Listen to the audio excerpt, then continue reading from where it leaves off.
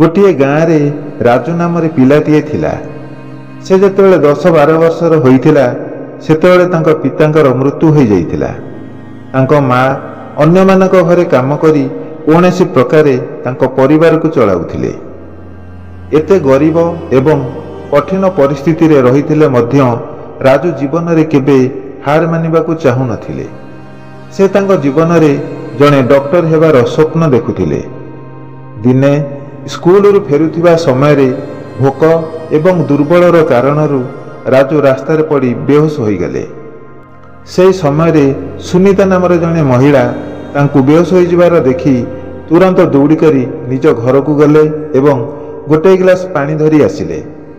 ସୁନିତା ରାଜୁର ମୁହଁରେ ପାଣି ଛିଟା ମାରିଲେ ଏବଂ ତାଙ୍କୁ ଧୀରେ ଧୀରେ ପାଣି ପିଆଇଲେ।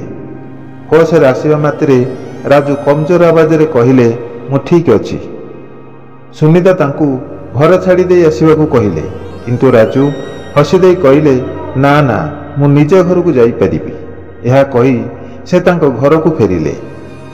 କିଛି ଦିନ ପରେ ଭଗବାନ ରାଜୁଙ୍କଠାରୁ ତାଙ୍କର ଦ୍ୱିତୀୟ ସାହାରାକୁ ବି ଛିଡ଼ାଇ ନେଲେ। ତାଙ୍କର ଶକ୍ତି ଏବଂ ପ୍ରେରଣାର ପ୍ରତୀକ ଥିବା ତାଙ୍କ ମା ହଠାତ୍ ଅସୁସ୍ଥ ହୋଇପଡ଼ିଲେ। ରାଜୁଙ୍କର ହୃଦୟ ଭାଙ୍ଗି ଯାଇଥିଲା, କାରଣ ସେ ଜାଣିଥିଲେ ଯେ ବର୍ତ୍ତମାନ ତାଙ୍କୁ ତାଙ୍କ ନିଜର ଦାୟିତ୍ୱ ପୂରଣ କରିବାକୁ ପଡ଼ିବ। ତାଙ୍କ ଆଖିରେ ଆଖିଏ ଲୁହ ଥିଲା, କିନ୍ତୁ ତାଙ୍କ ମନରେ ସେହି ସଂଗ୍ରାମ ଏବଂ ଆଶା ଭରି ରହିଥିଲା। କିଛି ଦିନ ପରେ ତାଙ୍କୁ ଗାଁ ଛାଡ଼ିବାକୁ ପଡ଼ିଲା, କାହିଁକି ନା ଗୋଟିଏ ଭଲ କଲେଜରେ ଆଡ଼ମିସନ୍ ହେବା ପାଇଁ ତାଙ୍କୁ ସହର ଯିବାକୁ ପଡ଼ିଲା। ସହରରେ ସେ ମଧ୍ୟ ପାଠପଢ଼ା ସହିତ ପାର୍ଟ ଟାଇମ୍ ଜବ୍ କରିଥିଲେ। ସେଠାରେ ମଧ୍ୟ ତାଙ୍କ ସ୍ଥିତି ବହୁତ କଠିନ ଥିଲା, କିନ୍ତୁ ଶେଷରେ ତାଙ୍କ କଠିନ ପରିଶ୍ରମ ଏବଂ ନିଷ୍ଠା ଦ୍ୱାରା ସେ ଡକ୍ଟର ହେବାର ସ୍ୱପ୍ନକୁ ପୂରଣ କଲେ। ତାଙ୍କୁ ଏକ ବଡ଼ ଡାକ୍ତରଖାନାରେ ଆପଏଣ୍ଟମେଣ୍ଟ କରିଦିଆଗଲା। ସେ ସହରରେ ନାମୀ ଦାମୀ ଡକ୍ଟର ଭାବରେ ପରିଚିତ ହେବାକୁ ଲାଗିଲେ। ଗାଁରୁ ସହର ପର୍ଯ୍ୟନ୍ତ ସବୁ ଲୋକଙ୍କ ମନରେ ସେ ପ୍ରଶଂସାର ପାତ୍ର ହୋଇଥିଲେ। ଦିନେ ତାଙ୍କ ମେଡିକାଲକୁ ଜଣେ ମହିଳା ପେସେଣ୍ଟ ଆସିଲେ। ସେ ପୁରାପୁରି ବେହୋସ ଅବସ୍ଥାରେ ଥିଲେ। ତାଙ୍କର କଣ୍ଡିସନ ବହୁତ ଖରାପ ଥିଲା।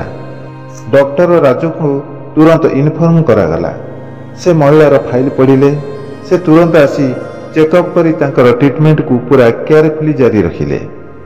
ମହିଳା ଜଣକ ପୁରା 2 ମାସ ICUରେ ରହିଲେ।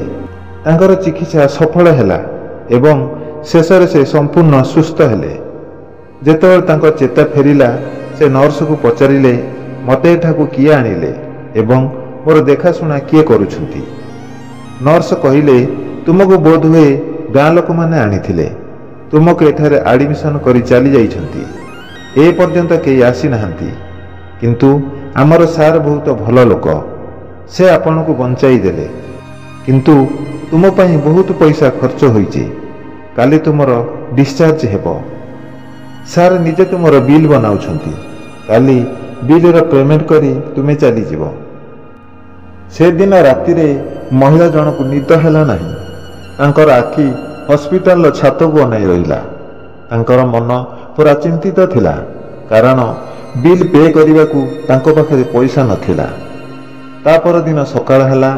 ନର୍ସ ମହିଳାକୁ ତାଙ୍କ ଟ୍ରିଟମେଣ୍ଟର ବିଲ୍ ଦେଲେ। ମହିଳା ବିଲ୍ଟିକୁ ଡରି ଡରି ଖୋଲିବାକୁ ଲାଗିଲେ। ସେଥିରେ ବଡ଼ ବଡ଼ ଅକ୍ଷରରେ ଲେଖାଥିଲା, ଏହି ବିଲ୍ର ପେମେଣ୍ଟ ଆଜିକୁ 20 ବର୍ଷ ପୂର୍ବରୁ ତୁମେ ପେ କରିସାରିଛ। ଏହା ଦେଖି ମହିଳା ଜଣକ ସ୍ତବ୍ଧ ହୋଇଗଲେ। ସେ କିଛି ବୁଝିପାରୁନଥିଲେ। ଏହି ସମୟରେ ଡକ୍ଟର ରାଜୁ ଭିତରକୁ ପଶି ଆସିଲେ। ମହିଳା ଜଣକ ଆଶ୍ଚର୍ଯ୍ୟ ହୋଇ ତାଙ୍କ ଆଡ଼କୁ ଅନାଇ ରହିଲେ। ଡକ୍ଟର କହିଲେ, ଆଜିକୁ 20 ବର୍ଷ ପୂର୍ବରୁ ଆପଣ ଗୋଟିଏ ଗ୍ଲାସ ପାଣି ଦେଇ ଯାହାର ଜୀବନ ବଞ୍ଚାଇଥିଲେ, ମୁଁ ହେଉଛି ସେଇ ରାଜୁ। ସେଦିନ ଯଦି ତୁମେ ମୋତେ ସାହାଯ୍ୟ କରିନଥାନ୍ତ, ତାହେଲେ ଆଜି ମୁଁ ଏଠି ନଥାନ୍ତି। ସେଦିନ ଆପଣ ମୋ ପାଇଁ କରିଥିବା ଉପକାର ପାଇଁ ଆପଣଙ୍କୁ ମୋ ତରଫରୁ ଅଶେଷ ଅଶେଷ ଧନ୍ୟବାଦ। ସୁନିତାଙ୍କ ଆଖିରେ ଲୁହ ଆସିଯାଇଥିଲା। ସେ କହିଲେ, ମୁଁ ତ ଜଣେ ମଣିଷ ହିସାବରେ ମୋର କର୍ତ୍ତବ୍ୟ କରିଥିଲି, କିନ୍ତୁ ମୋତେ ଜଣାନଥିଲା ଯେ ସେହି ସାହାଯ୍ୟ ଏମିତି ଭାବରେ ମୋ ପାଖକୁ ଆସିବ।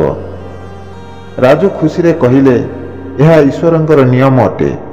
ଯାହା ଆମେ ଅନ୍ୟମାନଙ୍କୁ ଦେଇଥାନ୍ତି ତାହା କୌଣସି ନା କୌଣସି ରୂପରେ ଆମ ପାଖକୁ ଫେରି ଆସିଥାଏ। ଆପଣ ସେଦିନ ମୋତେ ବଞ୍ଚାଇଥିଲେ, ଆଜି ମୋତେ ସୁଯୋଗ ମିଳିଗଲା ଆପଣଙ୍କୁ ସାହାଯ୍ୟ କରିବା ପାଇଁ।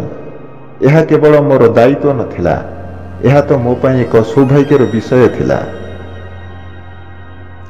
ଏହି କାହାଣୀ ଆମକୁ ଏହି ଶିକ୍ଷା ଦିଏ ଯେ କର୍ମର ଫଳ ନିଶ୍ଚିତ ଭାବରେ କୌଣସି ନା କୌଣସି ରୂପରେ ଆମ ପାଖକୁ ଫେରି ଆସିଥାଏ।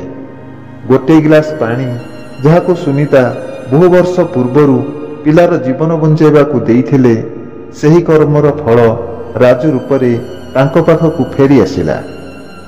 ବନ୍ଧୁଗଣ, ଜୀବନରେ କେବେ କାହାରିକୁ ସାହାଯ୍ୟ କରିବା ପାଇଁ କେବେ ପଛଘୁଞ୍ଚା ଦିଅନ୍ତୁ ନାହିଁ। କାହାରି ପ୍ରତି ଗୋଟିଏ ଛୋଟିଆ ସାହାଯ୍ୟ ତାଙ୍କର ପୁରା ଜୀବନକୁ ବଦଳାଇ ଦେଇପାରେ।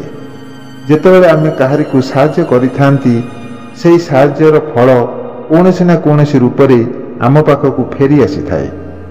ଆସନ୍ତୁ ପ୍ରତିଜ୍ଞା କରିବା, ଯେତେବେଳେ ବି ଆମକୁ ସୁଯୋଗ ମିଳିବ ଆମେ ସାହାଯ୍ୟ କରିବାକୁ ସର୍ବଦା ପ୍ରସ୍ତୁତ ରହିବା।